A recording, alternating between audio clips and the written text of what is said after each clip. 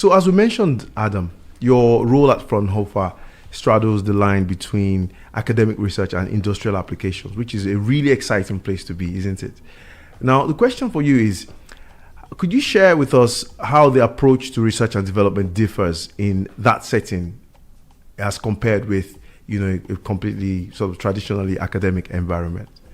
Actually, perhaps surprising, perhaps not surprisingly, on the surface, it's not very different. We are still in the lab, setting up experiments, testing things out. What the additional things that come in when you're really trying to do things in an industrial setting as well, and being able to do these in any kind of environment. When I mentioned before that we needed to run a cold atom experiment on an airplane, that you really needed to take these things out of the lab, a phenomenal amount of engineering comes in, and that you need to also be aware of. So some of that falls onto some of us in the lab because we are quite excited.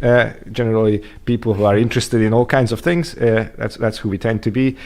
So we will be quite happy to pick up some of that engineering knowledge ourselves. But we of course have very talented engineering teams and electronics teams behind us who will help us with a lot of the nitty-gritty details of how to make sure that something that works in a well-controlled lab where the temperature is always 20 degrees, when you take that outside into a hangar where it goes down to 10 degrees at night and 30 degrees during the day when everything is on in the plane, that is quite challenging. So that's a lot of exciting things that you get to pick up on that topic.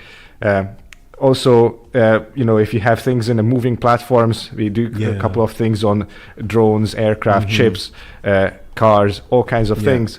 There's all kinds of vibrations that come in, and when you have these really precise optical setups with laser beams pointing in very, very precise spots,